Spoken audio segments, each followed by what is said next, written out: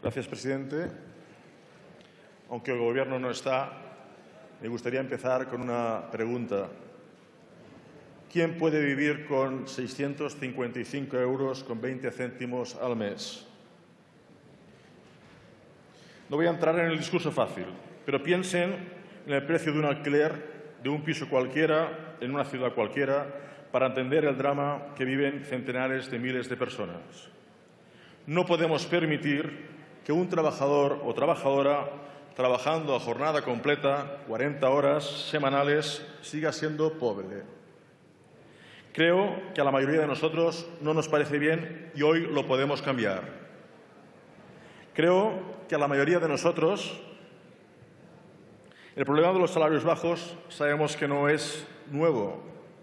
Es anterior a la llamada crisis económica, pero sin duda la crisis lo ha acentuado. Uno, por la magnitud de la misma y dos, por las reformas laborales impuestas que se han cargado la negociación colectiva. Lo que ha significado un aumento de las jornadas de trabajo, en demasiados casos muy por encima de la ley, y la imposición de una bajada sustancial de los salarios hasta tal punto que el salario mínimo interprofesional ya no es una mera referencia, sino el sueldo real de muchos trabajadores y trabajadoras, jóvenes o adultos, con jornadas de 8 horas diarias, como decía. El régimen austericida y los recortes indecentes que han impuesto el FMI, el Banco Central Europeo, la Comisión Europea y sus gobiernos cómplices, como el actual del Partido Popular, condenan además a estas personas que ganan salarios de miseria a ser aún más pobres, pues sus recortes imponen los copagos en salud, el incremento del precio en el transporte público, las guarderías, el aumento de tasas educativas, etc. Señores y señoras, el SMI español está muy por debajo de lo de otros países. En Francia, 1.458 euros. Alemania, 1.473 euros. Bélgica, 1.502 euros. Reino Unido, 1.379 euros. Incluso muchísimo más bajo que países directamente rescatados, como en el caso de Irlanda, que está situado en 1.462 euros. Es tan flagrante esta desigualdad que incluso infringe la Carta Social Europea, que no deja de ser una simple declaración de mínimos, pero que reconoce que el salario mínimo interprofesional debería de ser como mínimo del 60% del salario medio, es decir, 1.000 euros. Pues bien, en el Estado español no se llega ni al 35% del salario medio, es decir, prácticamente la mitad. Mantener el salario mínimo interprofesional en estos términos es mantener y profundizar en la desigualdad y mantener y agudizar una situación que ya es insostenible y no pueden los afectados ni siquiera esperar a formar gobierno. Por eso, esta propuesta creemos que ha de ser de aplicación inmediata, si tenemos sensibilidad.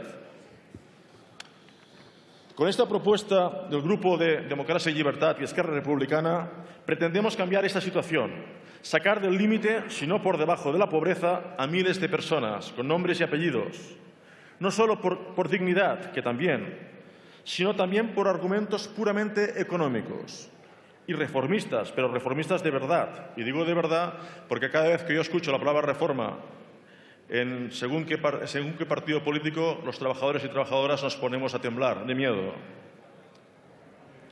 Debemos y estamos aquí para tomar medidas para rescatar a centenares de miles de ciudadanos de la pobreza, de los desahucios, para posibilitarles el pago de la luz, de la comida, del agua. En definitiva, para aliviar las condiciones de vida de una parte considerable de la población, que además es la que lo pasa peor. No entenderíamos ni entenderían los que reclaman un gobierno de izquierdas que hoy no diéramos un paso para subir el salario mínimo interprofesional, como mínimo a los 1.000 euros que hoy se propone en la Carta Social Europea. Y no se trata de complementarlo con ayudas, subsidios o caridad, como proponen algunos grupos parlamentarios como Ciudadanos, que va de nuevo, cuando es más derecha que el Partido Popular. Los trabajadores tenemos derechos a vivir con dignidad, no con subsidios, no con complementos. Pero no solo eso. El segundo argumento, y este les gustará mucho a muchos de ustedes, es que además este aumento del salario mínimo es bueno para la economía. La subida del salario mínimo tiene un efecto multiplicador, en palabras del buen economista doctor Javier Arrizabalaga, que lo explica muy bien. Y tiene un efecto positivo al estimular la demanda. Invertir en la gente más humilde es mucho más rentable para la sociedad que hacerlo para los que se llevan el dinero a Panamá. Aumentar el salario mínimo aumenta el consumo. Cuando uno cobra 1.000 euros, estos 1.000 euros mejoran la economía en general y la economía local en particular. No se marchen a Panamá ni a ningún paraíso fiscal. Gran parte de este dinero se queda en el barrio, en la ciudad o en el pueblo. Y mejoran la economía en general porque hay que producir más para satisfacer una mayor demanda, y esto es igual a más trabajo, cuyo salario aumentará a su vez a más demanda. Y por último, y acabo, y para los amantes del orden, se les puede decir que la mejor manera de mantener lo que llaman paz social no es la ley Mordaza ni el Código Penal pensado para los robagallinas, sino subir los salarios y las condiciones de los trabajadores y trabajadoras. Esta es la mejor ley para mantener la paz social, porque con injusticias, con trabajadores pobres, no hay paz posible. Por todo esto y por mucho más, pedimos votar a favor de esta propuesta que presentamos los grupos de Democracia y Libertad y Esquerra Republicana de Cataluña. Muchas gracias. Gracias, señor Salvador. Por el Grupo Parlamentario Ciudadanos.